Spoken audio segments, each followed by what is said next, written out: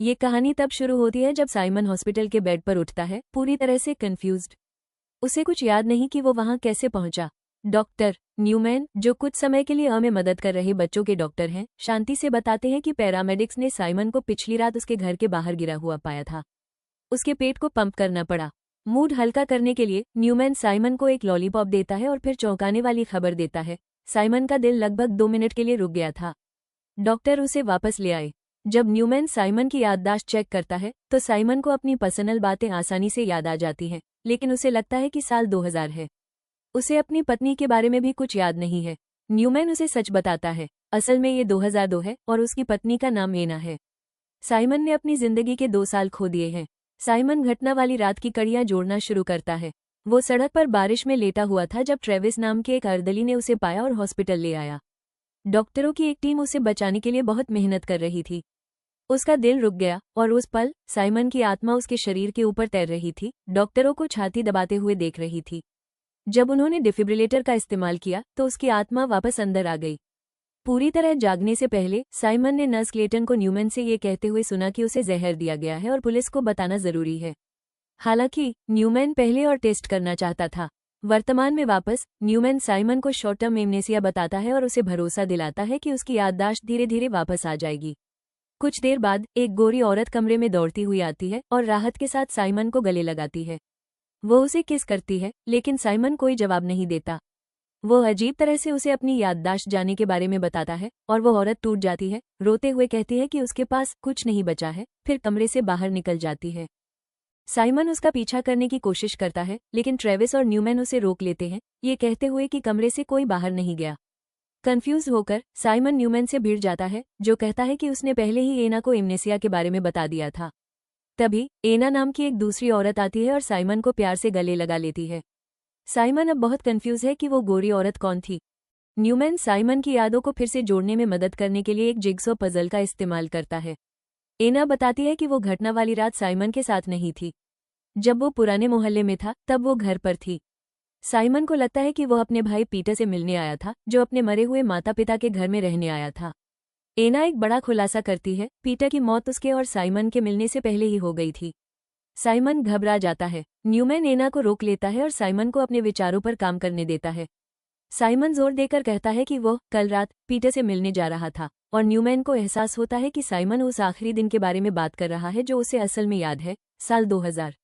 Simon को यादें ताज़ा हो जाती हैं, अपने भाई को गले लगाना, तेज बारिश में गाड़ी चलाना, एक तेज रोशनी देखना, फिर पूरा अंधेरा।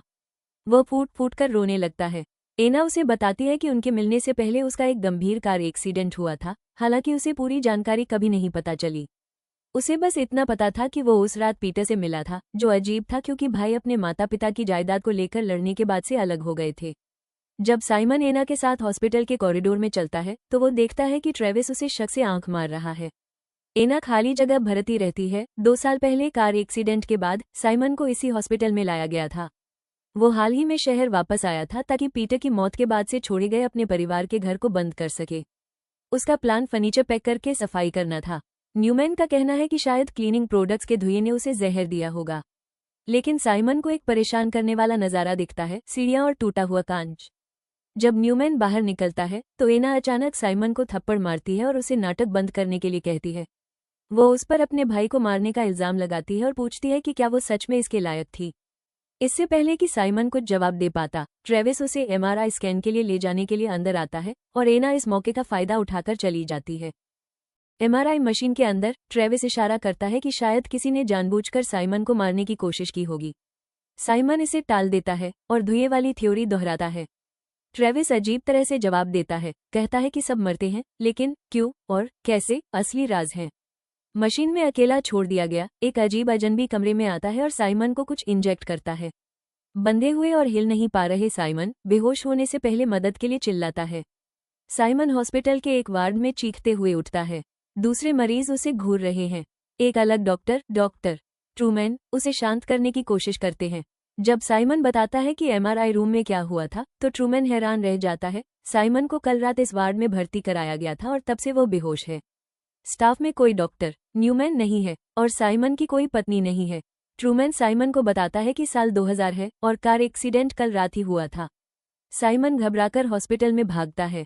आखिरकार ट्रूमैन उसे कैफेटेरिया में ढूंढता है और एक थ्योरी बताता है। बेहोशी में साइमन ने अपने आसपास आवाजें और शोर सुना होगा और उसके दिमाग ने उनसे एक पूरी कहानी बना ली होगी। ट्रेविस नाम किसी असली इंसान से आया हो सकता है और न्यूमैन नाम ट्रूमैन से इंस्पायर्ड हो सकता है। उसी पल नर्स क्लेटन अंदर आती है और साइमन उसे 2002 की दुनिया से पहचान लेता है। फिर एक दूसरी नर्स अंदर आती है। वह एना है जो नर्स का काम कर रही है। साइमन उसे नाम से बुलाता है और पूछता है कि क्या वो पिछले 24 घंटों से आसपास थी। वो उसे बिल्कुल नहीं पहचानती। ट्रूमैन और क्लेटन साइमन को बेहोश कर देते हैं क्योंकि वो जोर देता है कि उनमें से कोई भी असली नहीं है। साइमन फिर से जागता है, इस बार एमआरआई मशीन के अंदर। अजनबी सिरिंज लेकर आता है, लेकिन इस बार साइमन जोर जोर से चिल्लाता है। न्यूमैन और क्लेटन दौड़कर अंदर आते हैं और अजनबी दरवाजे के पीछे छिप जाता है। न्यूमैन को साइमन की कहानी पर यकीन नहीं होता। वो इसे अपनी दवा के साइड इफेक्ट की वजह से बताता है। क्लेटन जब साइमन का क्लॉस्ट्रोफोबिया शांत करने के लिए उसका एक हाथ छुड़ाता है तो साइमन तुरंत अपने कपड़े खोलता है और दरवाजे के पीछे देखता है। वहां कोई नहीं है। वो अपने कमरे में वापस आता है। उसे अब भी यकीन है कि कोई उसे मारने की कोशिश कर रहा है। न्यूमैन उसे सिक्योरिटी फुटेज दिखाता है जिससे पता चलता है कि कमरे में कोई और नहीं आया था। फिर कुछ होता है। साइमन ट्रेविस नाम बताता है और असली ट्रेविस को अभी भी हॉस्पिटल में पाता है, हार्ट ट्रांसप्लांट का इंतजार कर रहा है। जब साइमन उससे मिलने जाता है और 2 साल पहले बात करने का जिक्र करता है तो ट्रेविस को अचानक उसकी याद आ जाती है और वो उसे वेको कहता है, वही निकनेम जो पहले था। साइमन इसे इस बात का सबूत मानता है कि उसके अनुभव असली थे। लिफ्ट में रहस्यमयी गोरी औरत फिर से दिखाई देती है। साइमन अपनी याददाश्त की दिक्कतें बताता है और समय मांगता है। वो उससे कहती है कि वो उससे प्यार करती है और उसे किस करती है। जब कोई दूसरा पैसेंजर अंदर आता है तो वे अजीब तरह से इंतजार करते हैं। फिर से अकेले में साइमन पूछता है कि अगर वो शादीशुदा है तो वे साथ कैसे रह सकते हैं। औरत कहती है कि उसे किसी बात का अफसोस नहीं है और साइमन को एहसास होता है कि एना को पहले से ही अफेयर के बारे में पता है। जैसे ही वो जाने वाली होती है साइमन उसका हाथ पकड़ लेता है और अचानक उसे उसका नाम याद आ जाता है, क्लेयर। एक जबरदस्त फ्लैशबैक आता है।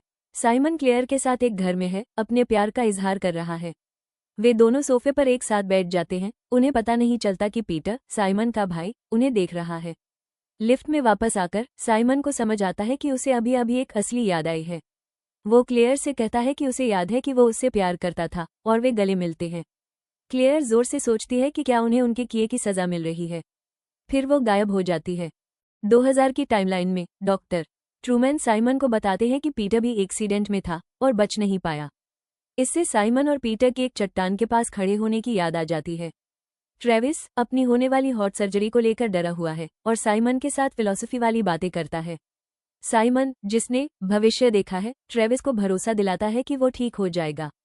जब पीटर की मंगेतर साइमन से बात करने हॉस्पिटल आती है तो वो कैफेटेरिया जाता है और एना को ढूंढता है।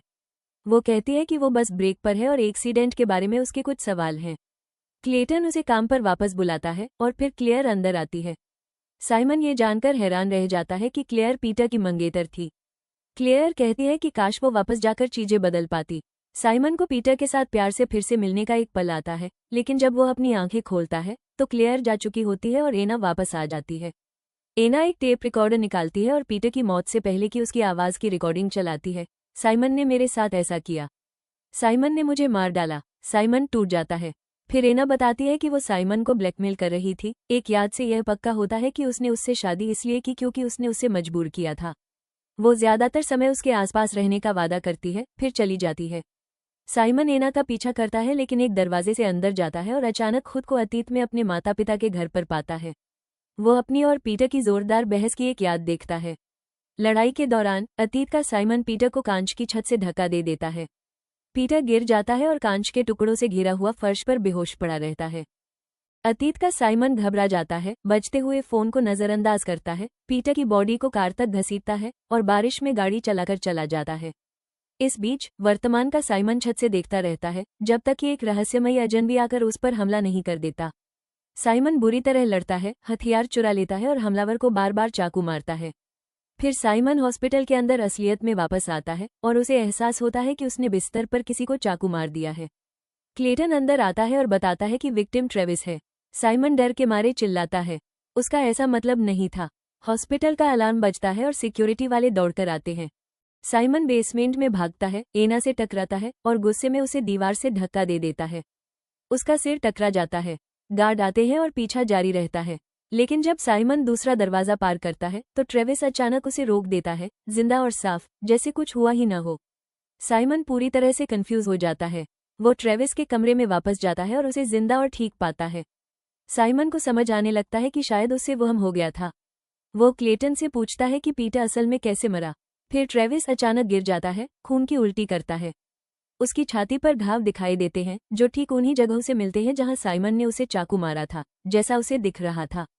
डॉक्टर ट्रेविस को बचाने के लिए दौड़ते हैं, तभी साइमन पीछे हट जाता है, चिल्लाता है कि उसने उसे मार डाला। आखिरी फ्लैशबैक से पता चलता है कि 2 साल पहले उस रात असल में क्या हुआ था। पास्ट साइमन पीटर की बॉडी को एक चट्टान पर ले गया, उसे पैसेंजर सीट पर बिठाया और ब्रेक छोड़ दिया ताकि कार लुढ़क जाए। लेकिन सड़क पर एक ट्रक आ गया। साइमन कार रोकने के लिए वापस कूद गया। ट्रक पास में ही रुक गया। कोई और ऑप्शन न होने पर साइमन पीटर को ले गया और गाड़ी चलाकर चला गया। साइमन क्लेटन को घेर लेता है और सच पूछता है।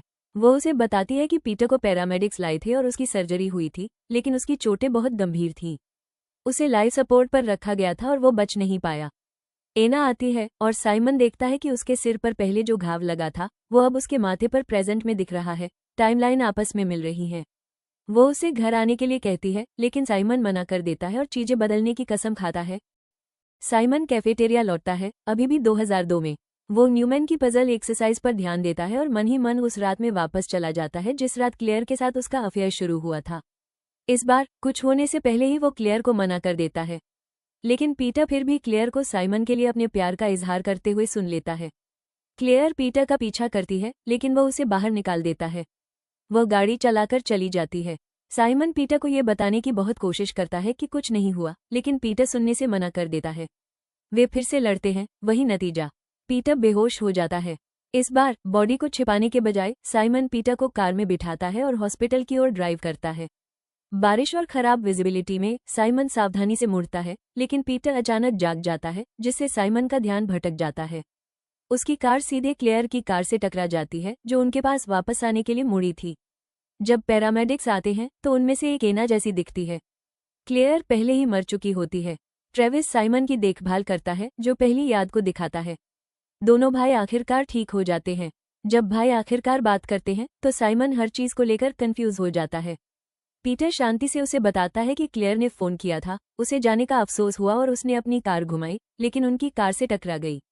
साइमन एक फोटो देखता है और उसे पता चलता है कि उनके पिता न्यूमैन हैं।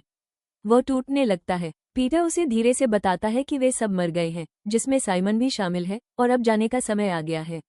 लेकिन साइमन मना कर देता है। साइमन फिर से सड़क पर आता है और ट्रेविस उसे बचाता है, बिल्कुल शुरुआत में। हॉस्पिटल का सीन फिर से चलता है। उसका दिल रात 8 बजे रुक जाता है, जो साल 2000 के हिसाब से है। वो रात 8:02 मर जाता है, जो साल 2002 के हिसाब से है। उसकी आत्मा ऊपर से देखती है, फिर उसके शरीर में वापस आने के लिए लड़ती है। साइमन हॉस्पिटल के कमरे में उठता है। डॉक्टर उसे बताता है कि ये 2002 है, कि वो टेक्निकली मर गया है और उसकी पत्नी एना बाहर इंतजार कर रही है। साइमन अपनी आंखें खोलता है। जो कुछ भी उसने देखा, याद किया और खोया है, उसका बोझ उठाए हुए